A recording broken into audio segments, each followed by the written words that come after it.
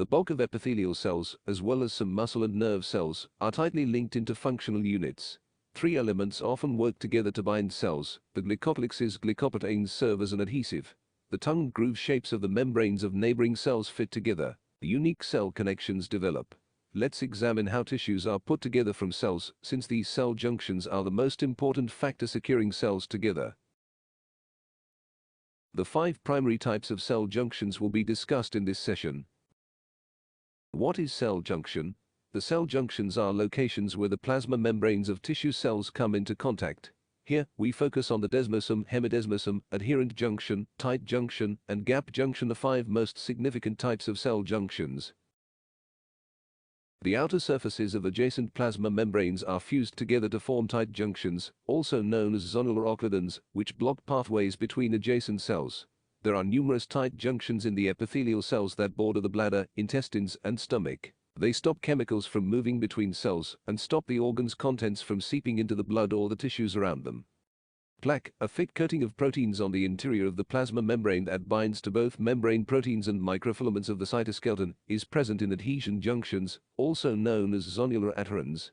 Cadherins, which are transmembrane glycoproteins, connect the cells. Every cadherin enters the plaque from the other side of the plasma membrane, partially traverses the intercellular gap, and then attaches to the cadherins of a neighboring cell. Adhering junctions frequently create large zones in epithelial cells that are referred to as adhesion belts because they encircle the cell, much like a belt encircles your waist. Adhering junctions provide points connecting the cytoskeletons of adjacent cells. They also reinforce and consolidate surrounding tight junctions, which help epithelial surfaces resist separation during various contractile events, such as when food travels through the intestines. Desmosomes or macular adherens are transmembrane glycoproteins known as cadherins that extend into the intercellular gap between adjacent cell membranes and bind cells to one another, similar to adherent junctions. But still, unlike adherent junctions, the desmosome plaque does not adhere to microfilaments.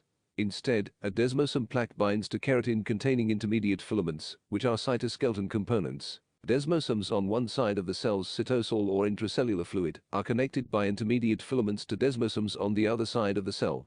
Cells and tissue are more stable due to this structural configuration. The cells that make up the epidermis and the cardiac muscle cells in the heart frequently form connections that resemble spot welds. Desmosomes stop heart muscle cells from pushing apart during contraction and tension-induced separation of epidermal cells. Membrane proteins known as connexins build little fluid-filled tunnels known as connexins at gap junctions or nexi that link adjacent cells. In contrast to tight junctions, the plasma membranes of gap junctions are separated by a very small intercellular space. Ions and tiny molecules can diffuse from the cytosol of one cell to the cytosol of another through connexins, but large molecules, including essential intracellular proteins, cannot move through. In the vascular tissues like the cornea and lens of the eye, the transfer of nutrients and possibly wastes occurs through gap junctions.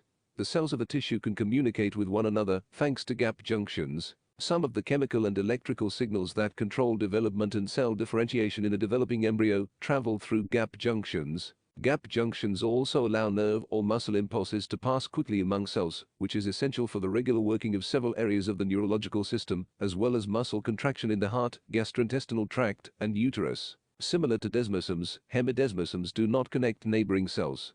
They are given this name because they resemble one half of a desmosome. Nevertheless, integrins rather than cadherins make up the transmembrane glycoproteins in hemidesmosomes. Integrins bind to intermediate filaments made of the protein keratin on the interior of the plasma membrane. Integrins bond to the laminin protein found in the basement membrane on the plasma membranes outside. Hemidesmosomes thus serve to bind cells to the basement membrane rather than to one another.